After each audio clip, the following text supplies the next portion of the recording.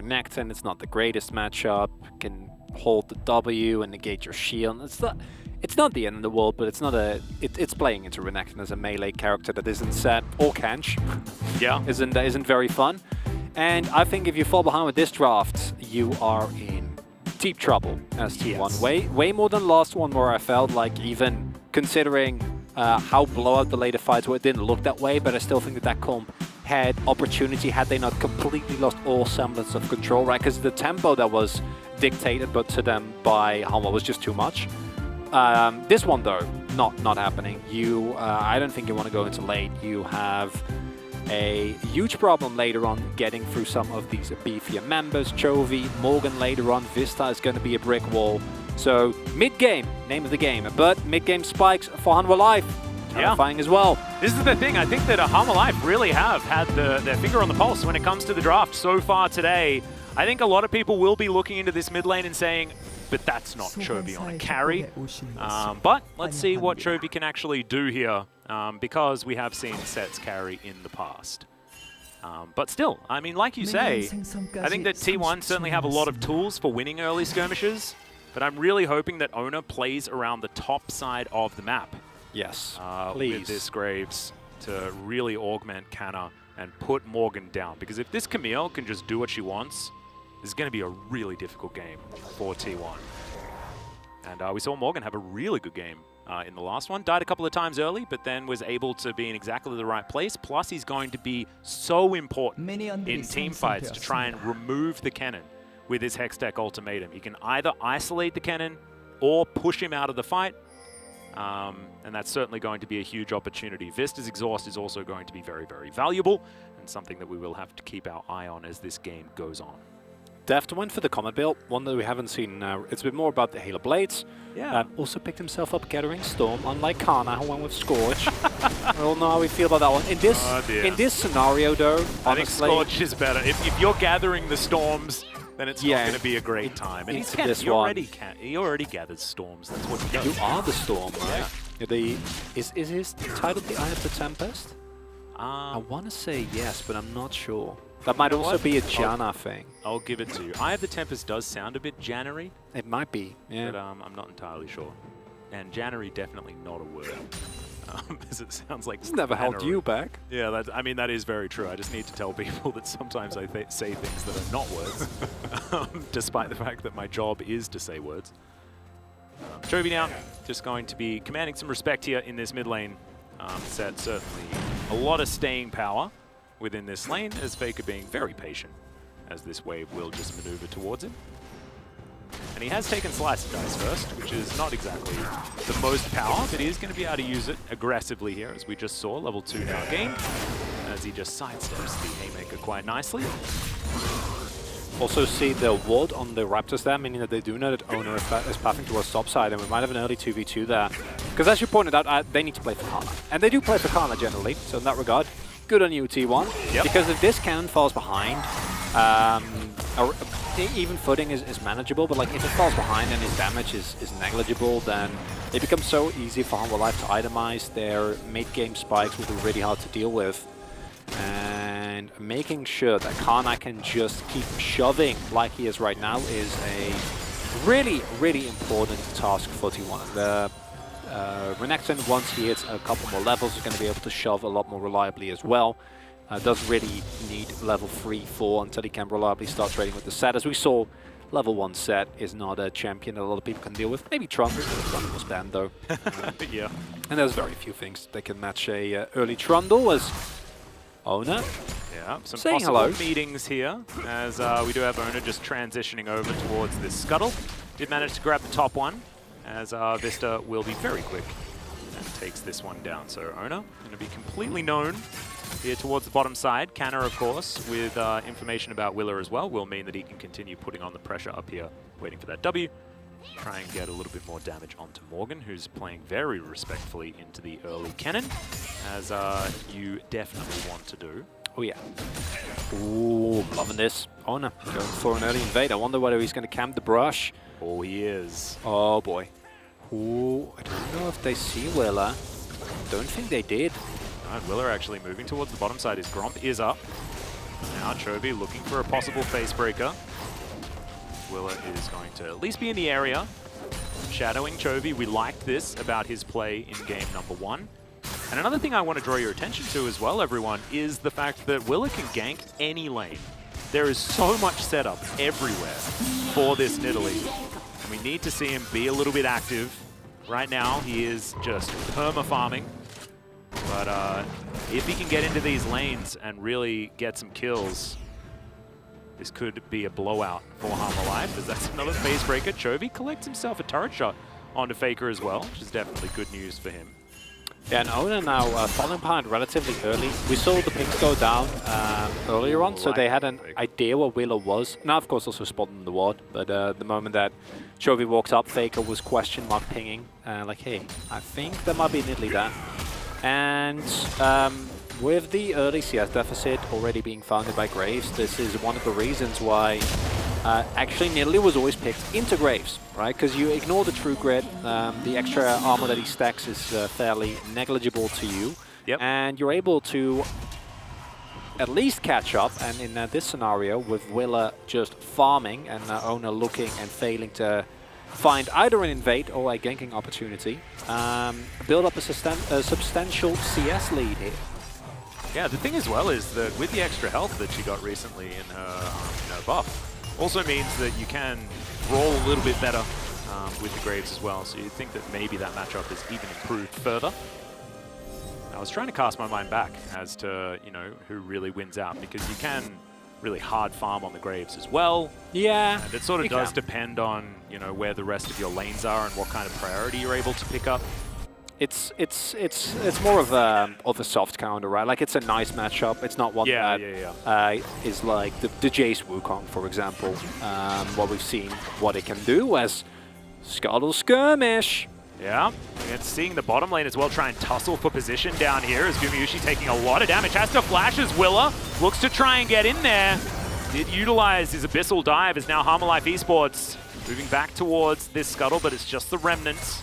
The rest of T1 were able to get it, but now double flashes down for the bottom lane of T1 in trade for just a bit of Shellfish. They got the Crab Atlas, so Oner calls his worth. I don't think the T1 bot lane does. No. Because in a level, Death will have his ultimate available, and getting rid of that one is a lot harder now. Yeah. Already used here as FAKER's positioning, quite aggressive. He will run out relatively soon, just using that to push out this wave as Oner paying a bit of a visit towards the bottom side as Carrier does not find the Zenith Blade, but does hit it onto the minion wave to help Guma take it down a little bit faster potentially. As we do have Willa here in the vicinity. His positioning around the map has been leagues better than we've seen in previous matchups. Willa really has his jungle sense in order here today. Yeah, looking really good. Him and Oner basically continuously running into one another, having the same idea consistently. As unfortunate trade there. Really nicely done by Chovy as well. One of the things, of course, that you want to ensure is that you're actually able to get off your Haymaker. So comboing it early on in the stun of your smash is kind of required. And while all of this has been happening, I called for Oner to play for Kana. That hasn't been done, but as we see, that is a favorite matchup. Yeah, it's a pretty good matchup, especially here in the LCK. Yep. However, just keeping track of Willa does mean that Khan has been able to do what you're supposed to do on the cannon in this matchup, and that is a really nice start. Ultimate also available, and I think it's risky for Harm Alive to go in if you don't land any poke preemptively. Well, they're going to try to, as Canner is going to move down, and it is just going to be the Rift Herald secured. So, Hanwha now able to back away if they would like to. I think it is an intelligent maneuver. They will do so. Morgan was pre-harassed by this cannon. I think giving that up was smart of Hanwha. We would like to see them try and make some moves, as Willa is here towards the top side. Only going to be clearing out some control vision as Morgan gets that ward over the wall. And it's Gumayusi coming up for a potential dive here. Oner takes a spear to the face. Carrier's going to turn up though. There's a 4-man investment. As hookshot comes down, Morgan is going to be able to make it out as Chovy finds the ultimate, flashes forward. FAKER in trouble as he's not going to go down just yet, but he does have to flash. It's a trade. As both of the mid laners now without their ultimates or their flashes, but it looks like Chovy will be able to grab himself at least a plate here. And Deft is down here on the bottom side, unimpeded, so it is just going to be some plate gold going over to Harmar. If you get 2 plates off the back of your opponents taking a Rift Herald, you're pretty happy. I was really worried because this was not worth at all, right? Like, yes, you pick it up, and I think that going for the Herald is fine, but then Humble Life's response was, let's go and pick up the farm in our lanes. And T1's response was, let's try and multi-man Envision on top side and get ourselves a turret. Humble Life respond appropriately, just have a couple of people hovering around that area, which means you can't really get the first turret blood. And then... Ooh, Chains of Corruption land. Oh no, Faker's just dead. Will is going to grab that kill. Cute little penguin there as well. Really nice setup there from Harmar Life, and that's exactly what this comp is capable of. You know, the pick power of Varus in Italy is not to be underestimated. And I think you need to get topside as owner. You need to plop down that Rift Herald, get more called into your cannon, and try to find actual 5v5s, because around the map, you're getting kind of dragged around. Faker just face-checking the brush, not even suspecting that someone might be hiding in there. And it's exactly those type of mistakes that give Hanwha Life a much more comfortable game. Because we talked about the solo AP source on T1, it's Kana. Well, same can be said for Willa. And we've seen Peanut show what being the sole middle AP source can do to a team. T1 not really having anyone that loves tanking spears. Carrier can, but still doesn't feel amazing and have to use the Eclipse whenever he does. So Willa getting fed is really big for Hanwha. Loving this visit from One. I think this is very necessary. Want to get the first turret blood and get your cannon even further ahead. That's a big wave being stacked up here by Morgan though, so it's going to take a little bit of time for T1 to really get that wave into position. I'd like to draw your attention to exactly why I don't like Graves Renekton, by the way. There's this thing called Bramble Vest that Chovy has built, and it makes being Renekton Graves a really horrible thing if you're trying to gank that particular lane. So Chovy is very comfortable right now, as we can see. Currently with a slight level advantage, but also 20 CS in the lead, which is a pretty Chovy thing, but also really going to make things a bit of a worry, as Shelly is going to pop a noggin into the top outer turret. Yeah, Cannon's about 1,500 gold up now. Yeah, he's pretty massive. Okay, so this is going to come down to how can T1 utilize this monstrously fat cannon. Morgan again falling behind. We saw last game, they didn't really deter Morgan at any point as Faker. Yeah, there's the Dominus. Chovy does have his ultimate available as the Haymaker. He was just holding onto it. Just going to walk it out. Faker knew that he couldn't really go too aggressive there, and no flashes for either of these mid laners. Chovy wants to be able to get some of this experience, but knows that there is some looping coming down here as Willa turns up, try and at least play some interference. He will look to try and deny whichever plates T1 are going to go for, as Chovy, Pit Grit, helping him out here. Svista's going to move up as well. Did move over a ward, but knew that he did. A Solar Flare comes down and he's just dead. Carrier's able to pick that one up actually, and Chovy overstaying his welcome in the mid lane. Very clean CC chain from T1. If you mess that up even a little bit, Chovy gets his Haymaker off. And then, I don't know what happens, but it's definitely bad for T1. Oh, it's worse than whatever happened just there, because it's pretty nice. Oh, that was great. That had no downsides. We love that if you're a T1 fan. As Hanwha Life, doesn't quite work out. Chovy also clearly feeling very safe underneath his turret, and a play that needs to be executed well is indeed the case, as Def now sailing on his first item. Those arrows hurt. Nice sidestep by Guma, using his Swifties. Oh, well, that one dodged. Yeah. That one definitely hurt. No Drake has been taken yet, and I think as T1, you have your proto build and cannon, you have teleport.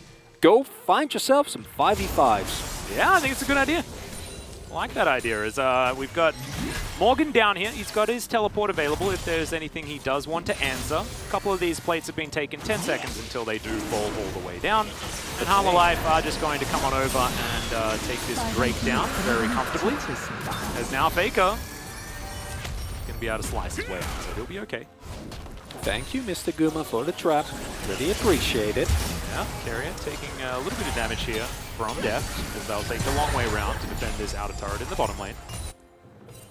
And this is something that unlike last game, T1 able to actually get themselves a substantial lead. Last game, they got ahead at 15 minutes, but it was very minute and more of a joke than an actually relevant game state. Yep. In the current situation, though, it is most definitely something you're going to feel good about. Of course, Oni does get spotted. He doesn't spot the ward himself. But this is a Cannon, and while I think that Cannon can do fine, has enough with how fed he is 1v1 threat, I want to see him utilize that pick. Faker might try to go for this play with Carrier again, but Chovy, he's not going to fall for that again, has the flash available as well. And I want to see T1 force Hanwha Life into situations where they need to actually engage in 5v5s. Ooh, phenomenal spear there from Willow. As Faker does slice his way over the wall. Shirley now under fire. Some of these spears are landing. Def now getting into position as Canna. His position's known. Dominus has to be popped as Carrier dives on in there. Instant devour there onto Def, who's now getting out, trying to get the damage down.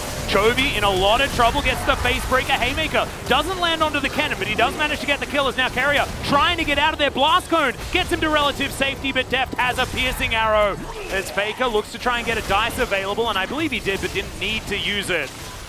As Shirley was taken down and picked up by Canna. He sacrificed himself to get the neutral objective, the Eye of the Herald. Disaster for T1, because the one thing that they want to try and get done, which is utilize the power of this cannon in a nice 5v5 fight, doesn't come to fruition at all. It's a beautiful devour from Vista, and I'm not sure what the stun was, but Kana was basically unable to actually get onto the enemy backline, even using his flash. So we're gonna take a look at that in the replay, because those two things... I like to think that maybe it was Chovy pressing R on it, because that is pretty dangerous. Okay, no, it wasn't. It was the chains. Yeah, and wow. also the hook shot. Yeah, Jeff just immediately hitting him.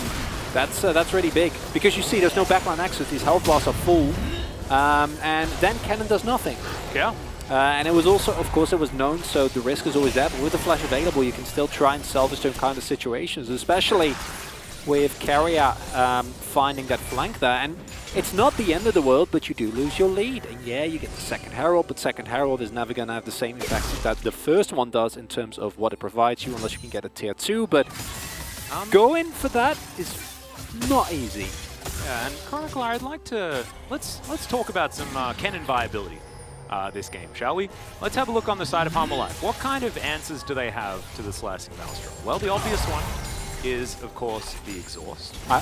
Tech Ultimatum is then pretty good at getting a cannon out of the fight. Oh, the Superplex from the set, pretty good at getting him out of a fight. Devour, pretty good at getting him out of a fight. Chance of Corruption are pretty good at it as well. Not a lot of options here. Is the immediate flash there from Deft. Vista is going to Abyssal Dive into position. Does have the Devourer available as well, but Shirley is going to be able to take down that outer turret in the mid lane. T1 starting to get the screws in, but Morgan splitting on the bottom side, and you can see there is also Chovy on the top side of the map. See whether Shirley can get another charge, and it looks like she will. Oh no! Will are actually able to get her down as Chovy is teleported in, and T1 are going to use that as their option to back away. As soon as T1 do disengage, Morgan is also going to get out of there. This kind of makes his way down bottom side as well. And it's not too bad here for Hanwha, but it was a good play with Shirley there in the mid lane. And if Guma can actually connect his W onto Deft there, then maybe they are able to get more out of that. Fake going for the aggressive play there to try and take on the verse. Does still force the flash, right? So it's still a nice play. You're still happy about it. Yep. But you don't get as much out of it as you possibly could. And I'm glad you pointed it out. It's not easy being Kana in this game.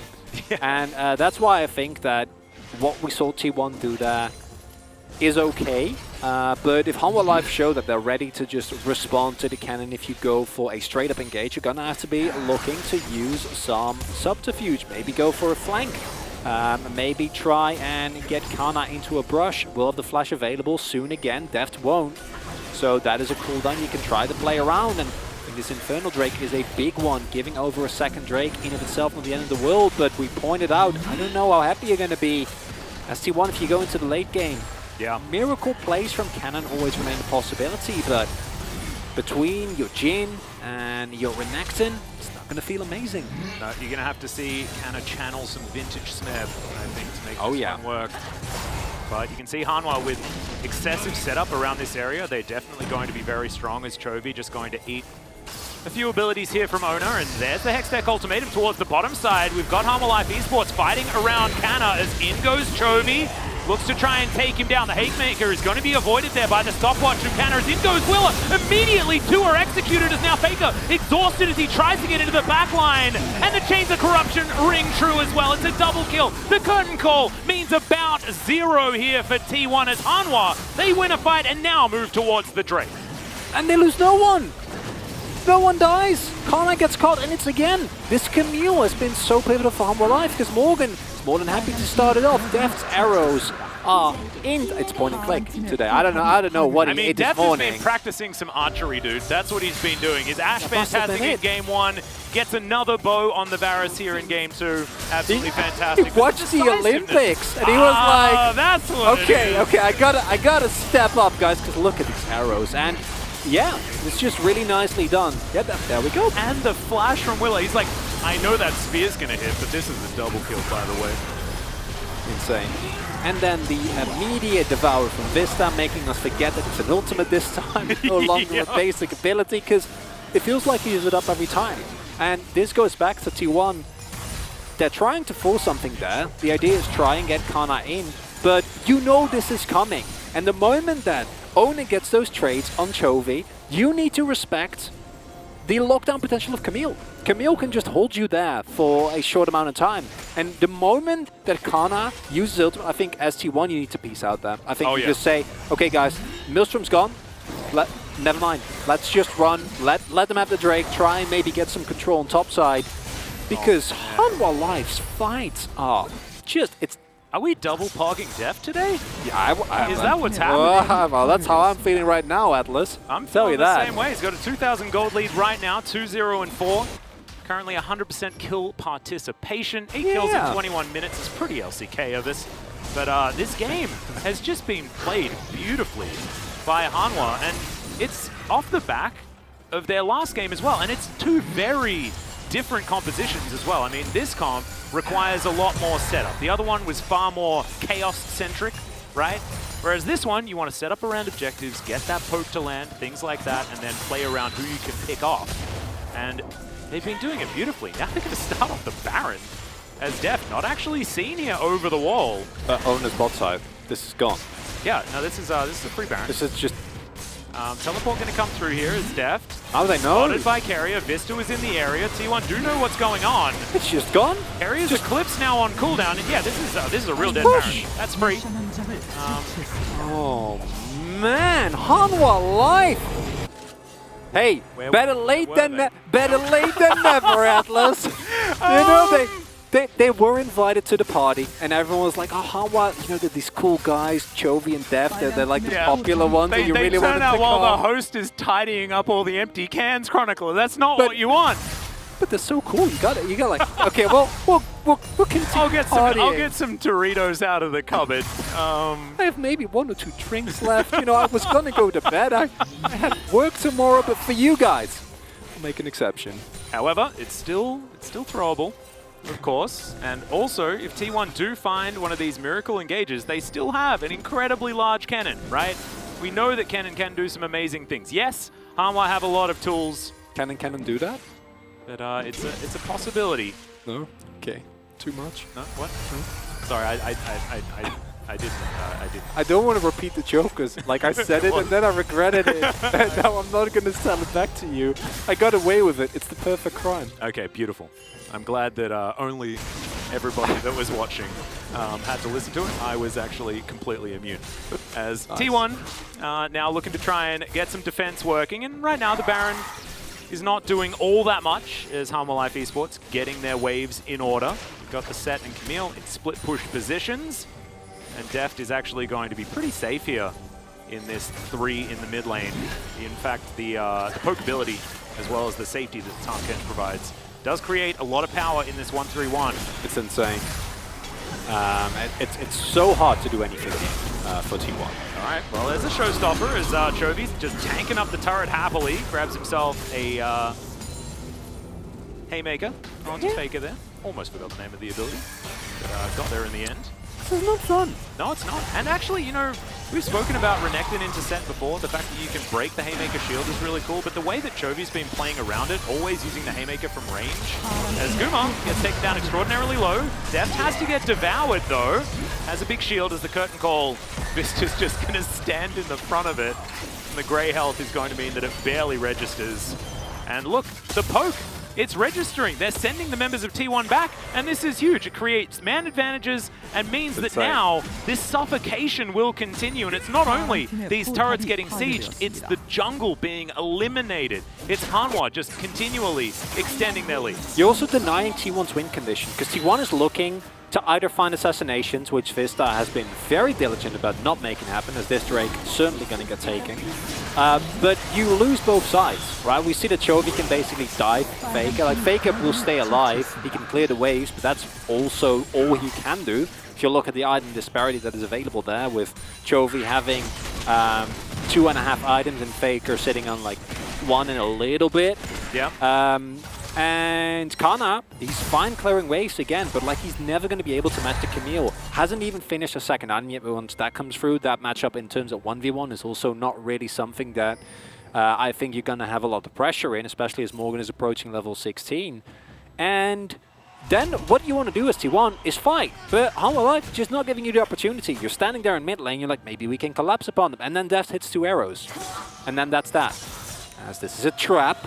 Yeah, they've set it up here onto Morgan. Let's see how well he navigates the situation. Does he know? Well, he now does, as the hook shot will come down, but he goes golden. There's the flash to get him over the wall. Owner now trying to chase after him. He gets himself a bit of a shield, but that is going to be the Camille going down. Pings now onto the inhibitor turret in the mid lane as T1.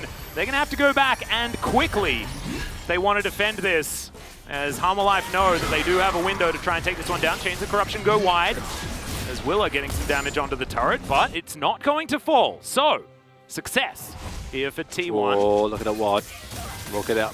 Look at that control ward there. In the T1 jungle. Possible flank options. See some plays there, but it is a big risk with the Baron coming up relatively soon. Don't have to one, and they can just pick up a turret here, right? So you're going to feel happy regardless. And when we lost vision, that was 2 people in that brush. By the time that Morgan actually got caught, it was 4 people. It was all another party being thrown. And Morgan was indeed there on time, although I think he didn't want to be.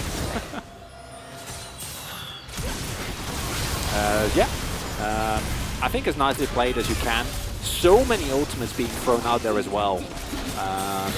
But there's no real response available. The only one who could possibly join that would have been Chovy, and him going by himself would not do a lot, so he tried to get the most out of your pressure. As Hanwha, you were on the tail end of your Baron anyway, so not the end of the world. Yep. And shows us this is still winnable, right? Like, Hanwha Life still need to respect, and I think they've been doing a great job thus far. And for them, easy peasy.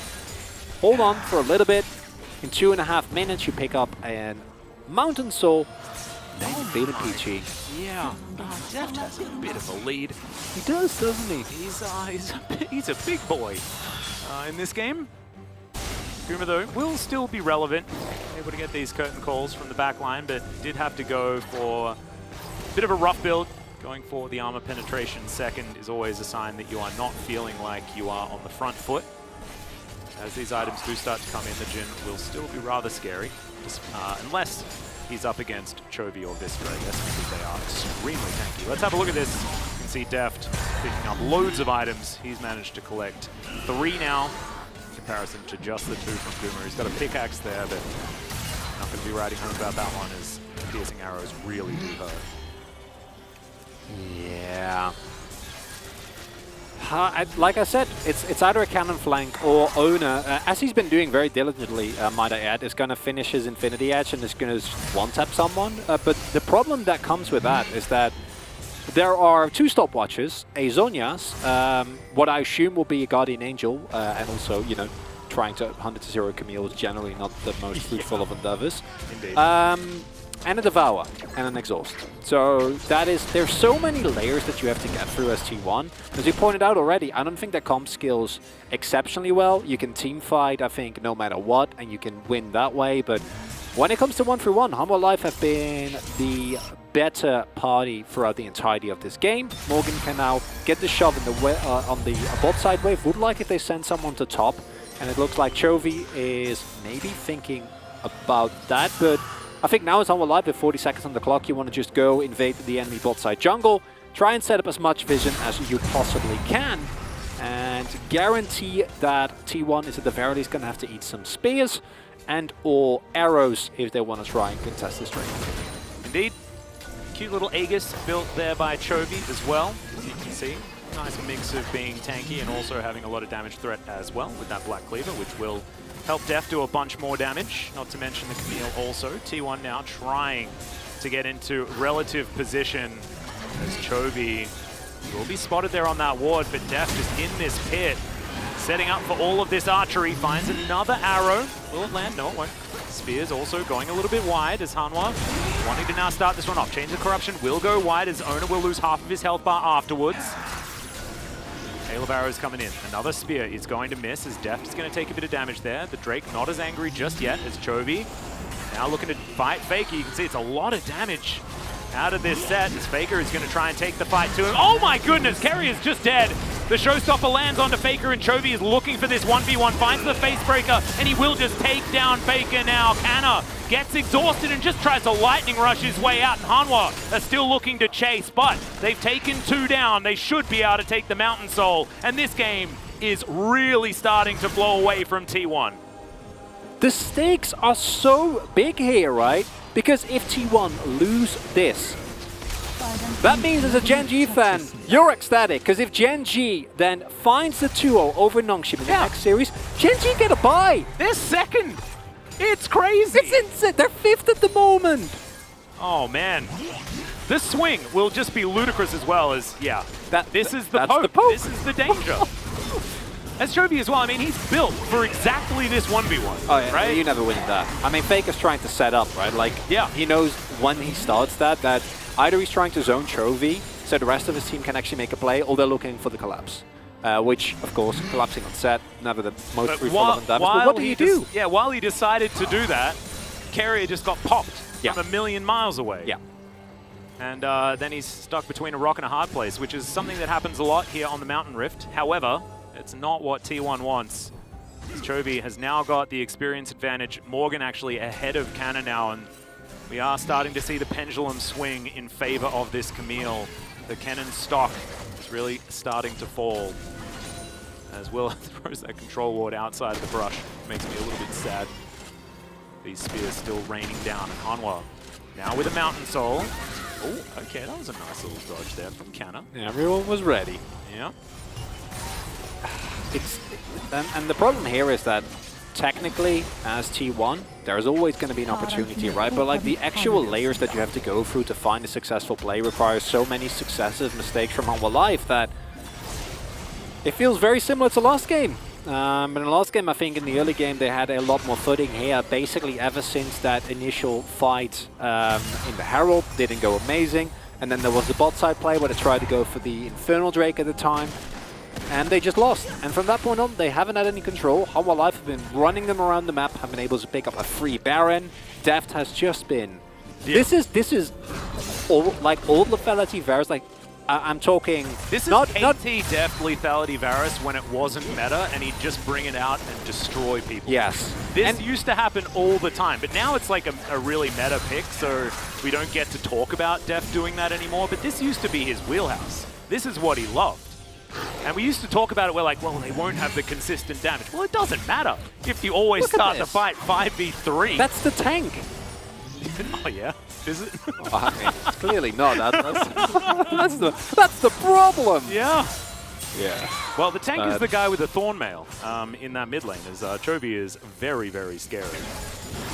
And now Hanwha, they get to play around the Camille's push. They're now able to clear out all of the vision in this Baron pit.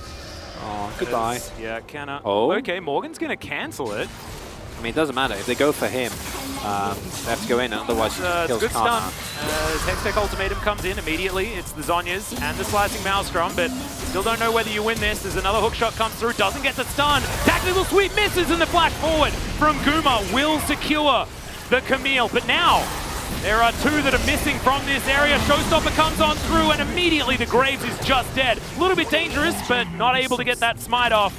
And that means Will is able to secure the Baron. So it's 1-for-1, but Baron now circling once again on Harmwell Life. They've got themselves the Mountain Soul as well as Carrier. Yeah, slowed and will be taken out here. Gets the Zenith Blade, but it's a little bit sad in the end. Guma's going to get exhausted as Vista is just chasing after him. He's got the Devour. Can actually eat the Jhin if he wants to. As now Chovy's just underneath this turret, ignoring its potential damage, gets himself the shield from the Haymaker, and they break open the base. Canna is going to hold on to this minion wave, so at least they're not going to lose the game off this one. As with that zoom out, the back looked really, really cool. Is this inhibitor not actually going to be taken? As Hanwha now move towards this inner turret on the top side of the map just to get as much gold as they possibly can. And this gold lead is really starting to get into danger territory. They already had a comp that was happy to scale, and they have just taken everything they wanted this game. T1 have been dancing in the danger zone for like the last 2 games, right? Because the only reason why this works out is that it's a nice execution by Kana, who gets a lot of damage done. Morgan also not quite landing the hook shot flash there. And also Guma is there, because I think otherwise he might still lose, right? Like that is still There are a lot of things that went right for Kennen, a few things that went wrong for Morgan. I think the late flash was a little bit sad, but he still does his job. Like, this is exactly what you need. Yeah, it doesn't matter. Like, Morgan knows the moment that he cancels his back there, it's like, yeah, I'm just going to roll tension. Well, as soon as he dies to Jhin as well, he's like, all right, guys, you can go, 4v3. I'm going to be, I don't know if the Jhin is there. That's the sad part, right? Oh, no. As we can see here, doesn't quite get gobbled, as he does have to invest his own flash. But it's Harmwell Life. You can't walk up. You can't fight them. What can you do? I have absolutely no idea. Well, the Showstopper's going to come. Oh my goodness! What happened to him? He exploded. The Jhin just popped. Oh no. As FAKER, he's going to pop the Dominus, looking to try and keep a hold of his Nexus turrets. Canna also just explodes, and Harmwell Life Esports, they've hit critical mass, and T1 can do nothing about it. The piercing arrows are raining down Carrier. I don't know where he was walking, but honestly, it did not matter, as Harmwell Life will do what none of us expected and get the 2-0. Over T1. They've done this before. Harmwell Life Esports upsetting T1 is not a thing that we have not seen, but it wasn't what we were expecting today, but it's a beautiful sight for a lot of the Harmwell Life Esports fans.